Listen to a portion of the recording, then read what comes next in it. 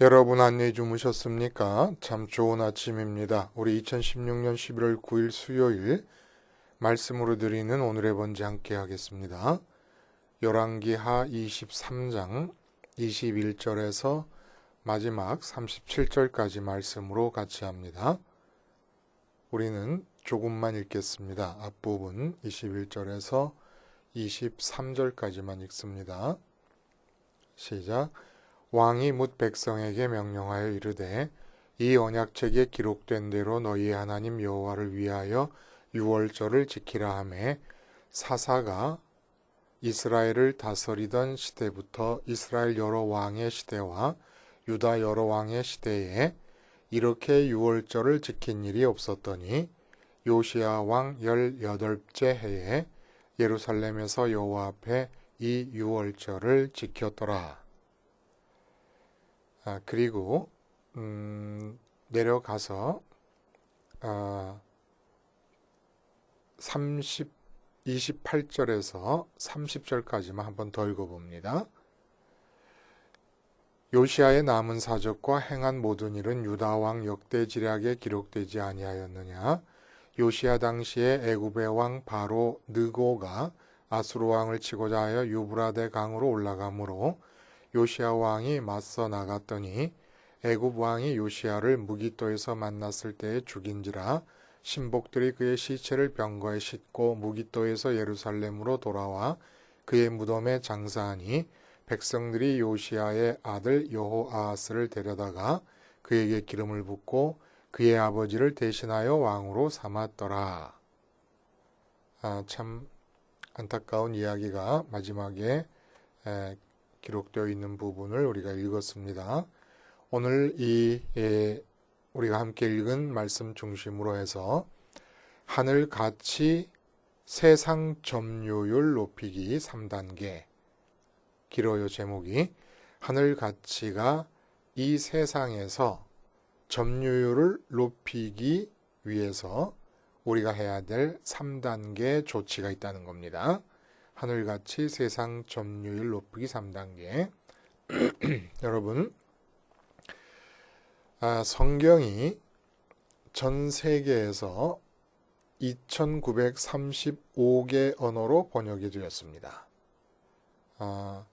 2015년에 세계 성서 번역 현황 보고서에 나온 내용입니다. 그러니까 2935개 언어 중에서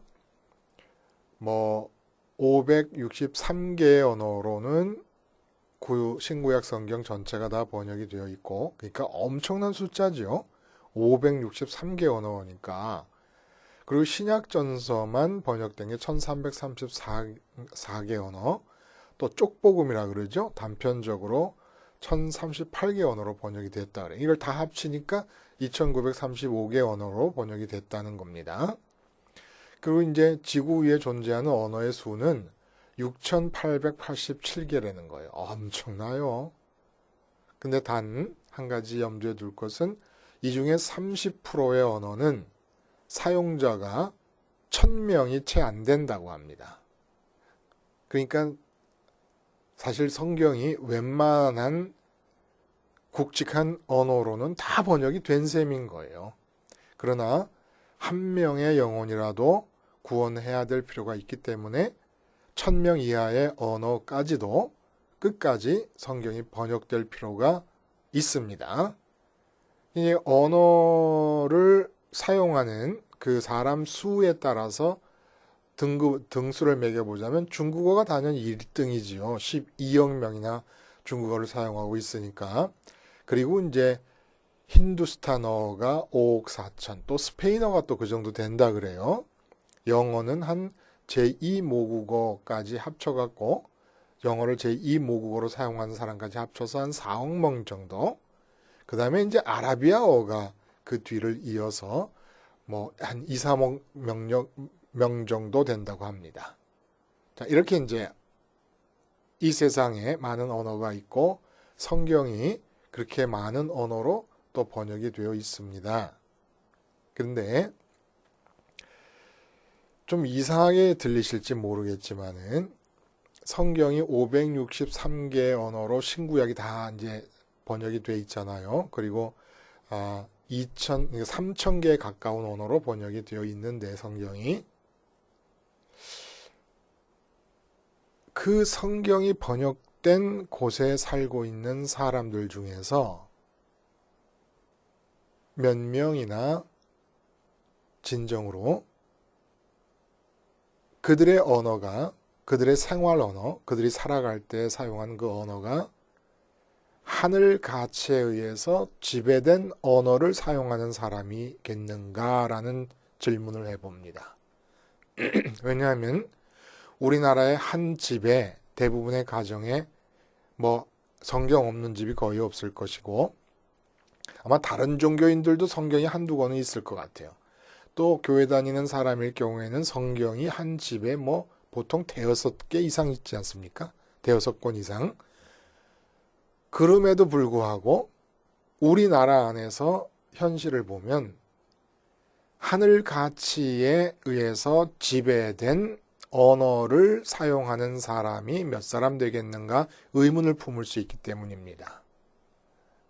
너무나 성경 번역이 중요한 사업입니다마는 이 성경 번역이 제대로 열매를 맺기 위해서는 그냥 문자적으로 성경만 번역하는 것이 능사는 아니라는 겁니다. 전체 세계 인구 70억 중에 22억 명이 기독교와 천주교인을 다 합치고 모든 종파를 합친 숫자예요. 그러니까 성경을 손에 쥐고 있는 사람들이라는 거예요. 근데 소용없는 거예요. 성경을 그렇게 받아들고 있어도. 삶을 하늘 가치로 지배되는 언어로 살고 있는 사람이 없다는 겁니다. 이게 문제인 거죠. 그럼 뭐가 문제겠습니까, 여러분?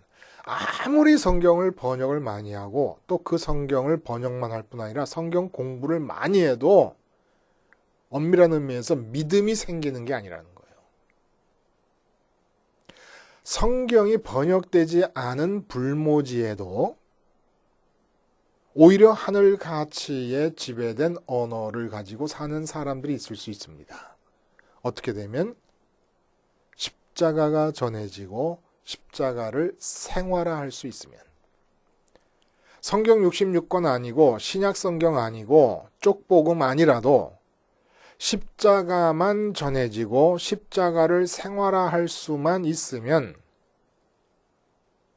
거기에 진정한 믿음이 싹트고 자라고 열매 맺고 진정한 신앙인들이 모습을 드러낼 수 있다는 겁니다. 그러나 성경이 발에 채일 정도로 많아도 십자가 복음을 생활화하지 않으면 아무 의미가 없어요. 왜 그렇습니까?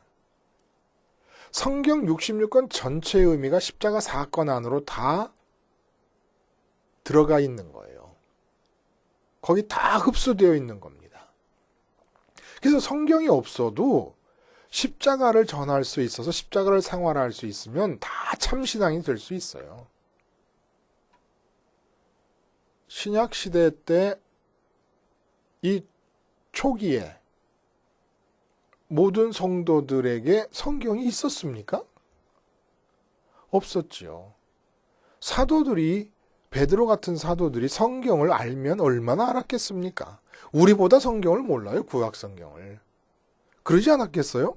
무슨 수로 성경책을 들고 다니면서 그 두루마리로 기록되어져 있던 그런 성경, 공부를 하면서 성경을 배웠겠습니까?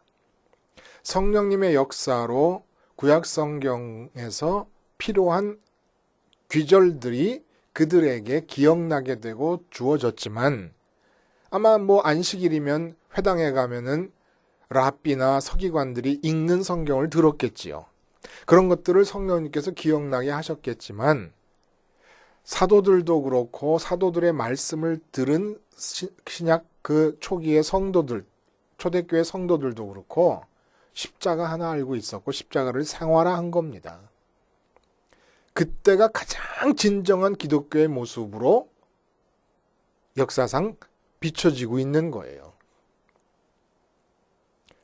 여러분, 세계에 6,000개가 넘는 7,000개에 가까운 언어가 있지만 언어를 지배하는 것이 가치다. 언어를 지배한다는 게 무슨 뜻입니까?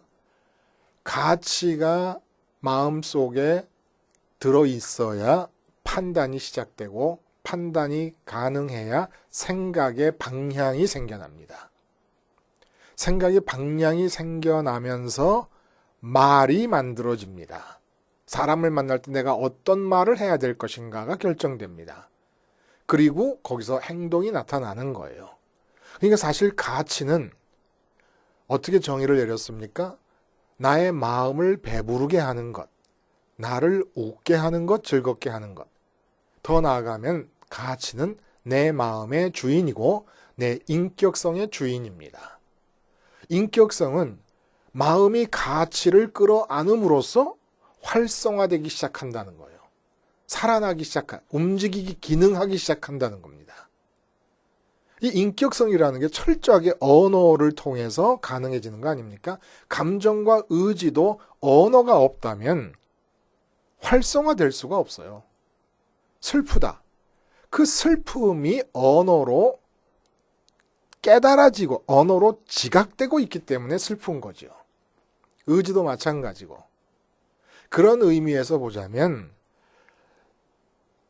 6,800개의 언어가 존재하는 이 세상에는 언어학적으로는 6,800개 언어지만 언어를 가치가 지배한다라고 하는 가치와 언어의 유기적인 관계를 생각할 때 가치의 측면에서 언어의 개수를 따지면 단 2개의 언어가 있을 뿐입니다. 하늘 가치에 의해서 지배되는 언어, 그리고 돈이나 건강이나 권력이나 이 모든 것들이 다양하게 있습니다. 또 추상적 가치도 미를 추구하는 어떤 그런 가치 체계, 또 뭐 평화라든지 평등이라든지 자유, 인권 이런 식의 모든 가치를 총망라해서 한 범주로 끌어안을 수가 있는 게 바로 세상 가치라는 거예요. 세상 가치. 세상 가치에 의해서 지배되는 언어, 그리고 하늘 가치에 의해서 지배되는 언어. 그래서 나라도 딱 2 나라가 있을 뿐입니다. 하늘 가치에 의해서 지배되는 언어를 사용하는 사람들의 나라인 하늘나라. 이게 바로 땅에 임한 하늘나라예요. 하늘나라. 나라가 임하옵시고 그 하늘나라가 땅에 임하면 어떻게 되는 겁니까? 그 나라 안에 들어가 있는 사람은 하늘에 계신 하나님이 제1가치로 인정된 마음 상태로 사는 거예요. 그러니까 그 하늘나라에서는 무조건 하나님이 뭐 불이 나든 나라가 망하든 내가 암이 걸려 죽게 되든 자식이 불통의 역사를 써나가고 있든 어떻든 간에 사업이 망할 것 같은 위기에 처해 있든 어떻든 간에 하나님이 제1가치요 제1관심사인 나라가 하나님 나라입니다. 그리고 우리는 이 땅에서 그 하나님 나라를 사는 거예요. 선민이라면. 그리고 세상 가치의 나라는 말할 것도 없이 세상의 가치들 중에 어느 것이 1등의 관심사, 첫 번째 현실적 대상으로 여겨지면서 사는 나라라는 거예요. 이 2 나라는 항상 부딪히게 돼 있는 거예요. 내가 가정에 있어도 남편과 아내가 남편은 하나님 나라, 하늘나라에 속한 자로 하나님 제1가치에 의해서 지배되는 언어를 사용하는 사람일 수 있고 아내는 반대로 세상 가치에 의해서 지배되는 언어를 사용하는 세상 나라 사람일 수가 있습니다. 그러니까 남과 북이 갈라져 있고 동과 서가 갈등하고 있지만 실제로는 남과 북은 가치의 측면에서 보면 한 나라라는 거예요. 동과 서의 갈등에도 불구하고 동과 서는 한 나라 사람이라는 겁니다. 가치의 측면에서 보자면. 오히려 한 가정 안에 있지만 2 나라일 수 있다는 거예요. 가치의 측면에서 보자면. 이런 면에서 보면 말씀드렸듯이 브라질과 아르헨티나에 살고 유럽과 몽고와 시베리아에 살고 있어도 하늘 가치에 의해서 지배된 언어를 사용하고 있으면 그는 한 나라 사람일 수 있다는 겁니다. 자, 선민의 존재 의미가 어디에 있습니까? 왜 우린 이 땅에서 살고 있습니까? 다른 데 있는 게 아니라는 거지요. 하늘 가치가 내가 만나고 있는 직장에서 부장님은 지금 세상 가치에 의해 지배되는 언어로 삶을 살고 있는데 그 사람의 생각은 전부 돈이고 승진이에요. 돈이고 승진이라는 가치, 보너스를 어떻게 좀 더 받을까, 성과를 어떻게 좀 더 올릴까, 어떻게 사장 눈에 잘 보일까, 이러한 가치에 의해 지배되는 언어로 생각하며 살고 있는 그 사람과 부딪힐 때 어떻게 부장님이라고 하는 인격의 영역까지도 하나님의 가치가 점유해 들어갈 수 있겠는가를 고심하는 자가 선민이고, 선민이 이 땅을 살아가는 이유가 바로 그거라는 겁니다. 그러면 어떻게 이 하늘 가치를, 내가 만나는 모든 사람은 세상 나라 사람인데 교회 다니는 사람도 세상 나라 사람인 경우가 이제는 대부분이지 않습니까? 사실은 세상 가치에 의해 지배되고 있는 인격성을 가지고 하나님을 동원하고 있지 않습니까? 이게 바로 므낫세의 영성이라는 거예요. 그래서 교회가 어떻게 활성화되느냐? 므낫세의 영성을 도입해가지고 세상 가치에 대한 관심을 교회 안으로 끌어들여 버린 겁니다. 얼마든지 교회 안에서도 세상 관심에 대한 여러분의 욕구를 충족시킬 수 있다. 돈 많이 벌 수 있다. 형통할 수 있다. 뭐 할 수 있다. 뭐 할 수 있다. 은근히 선전하던 노골적으로 선전하던 이게 므낫세의 영성이라는 거예요. 오늘 본문은 어떻게 세상 점유율을 하늘 가치가 넓혀갈 수 있겠는가? 그건 우리의 몫이잖아요. 하늘 가치 스스로가 막 점령에 들어가서 넓힌다기보다는 우리의 삶을 통하여 넓혀가는 겁니다. 그럼 어떻게 살아야 되느냐라는 얘기를 하는 거예요. 오늘 본문을 보면 특별한 게 하나 있어요. 뭐가 있느냐면 이제 요시야 왕의 이 종교개혁 이야기가 계속되고 있는데, 그리고 요시야의 종교개혁은 마치 삽입된 것처럼 어떻게 삽입돼요? 유다 나라의 멸망이 확정되었습니다. 이건 변함이 없습니다. 이제 바벨론에 의해서 3, 4년 뒤에는 망할 거예요. 이것이 확정된 가운데 요시야 왕의 역사가 삽입되었다는 거예요. 선민의 나라가 어떻게 계속 이어져 나갈 수 있을 것이냐. 다윗에게 언약하셨던 영속되는 다윗의 왕이, 이것은 곧 선민의 나라의 영속성을 말하는 거 아니겠습니까? 어떻게 될 것이냐를 얘기하면서 율법책이 성전에서 발견됐다는 것은 하나님의 언어 위에 선민의 나라가 세워질 것이다.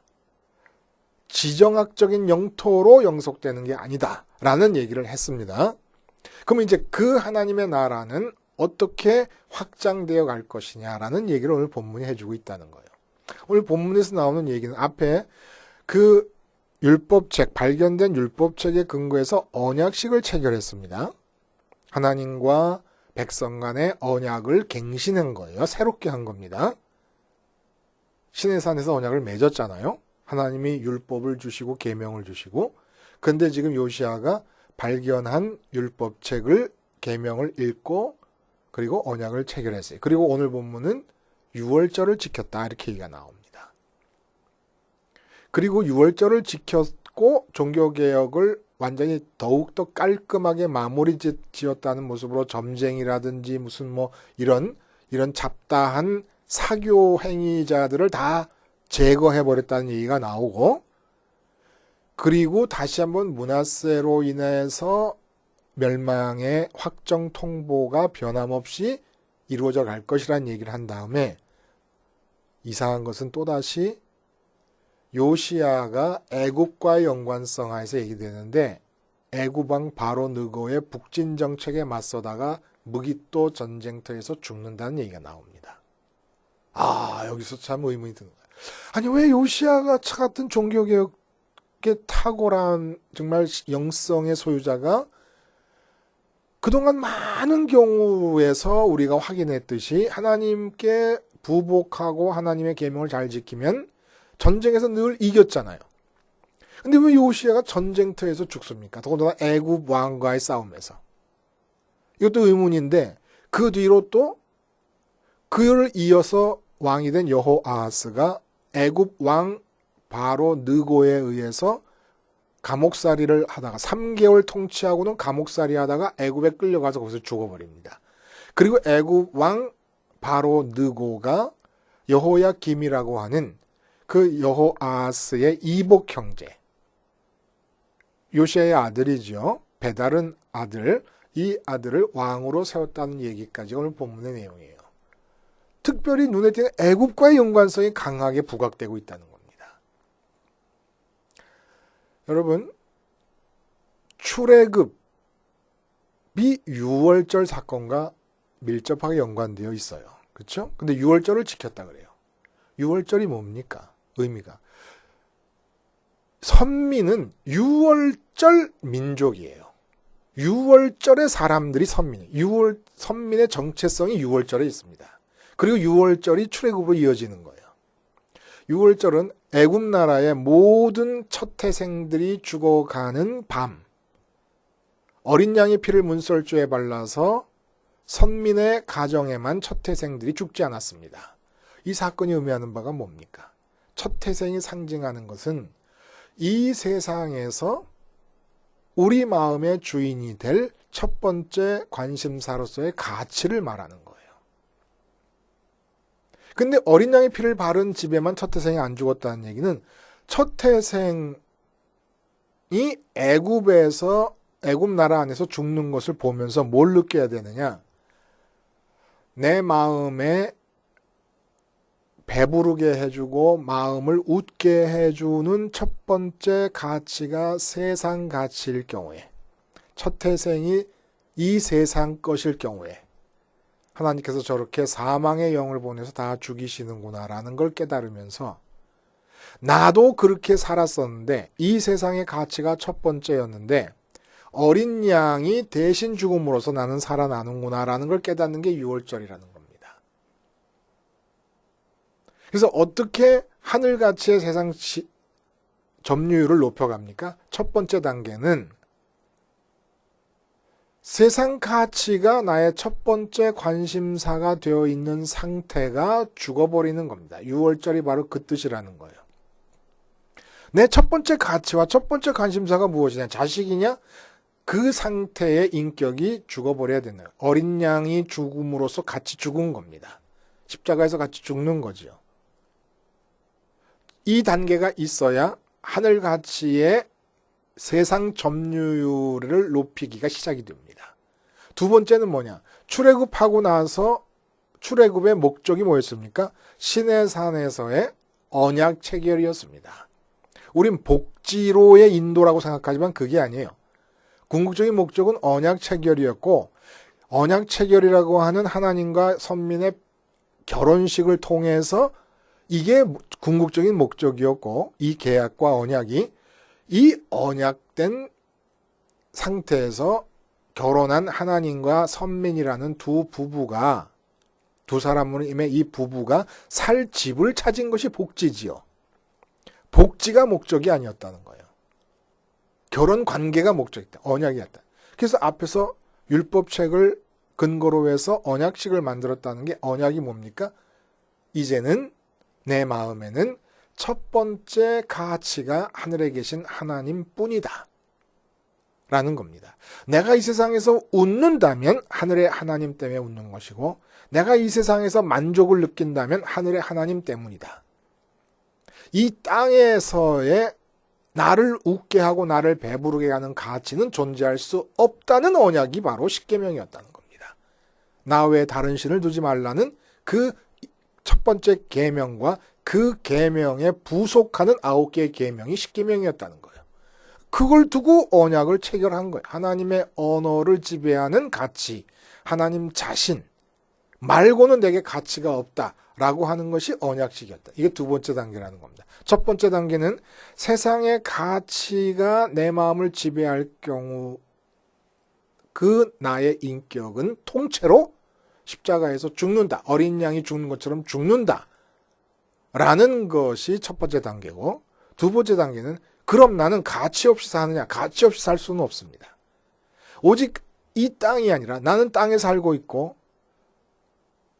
눈에 보이고 귀에 들리는 것을 따라 움직여 갈 수밖에 없는 존재지만은 그럼에도 불구하고 하늘에 계신 하나님만이 나의 유일한 가치요, 나의 마음의 주인이요, 나를 웃게 하고 나를 만족하게 하는 유일한 존재이시다 라는 것을 고백하는 것이 바로 두 번째 단계라는 겁니다. 이렇게 해서 내가 준비가 됩니다.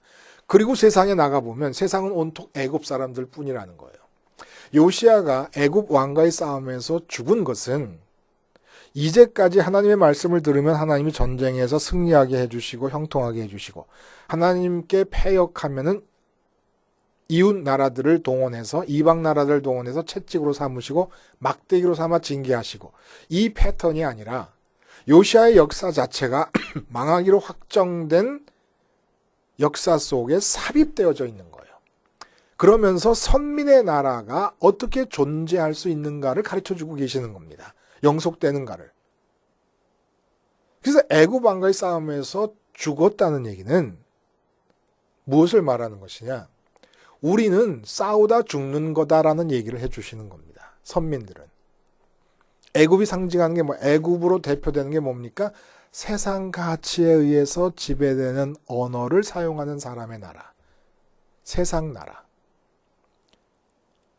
그리고 우리는 땅에 임한 하늘나라.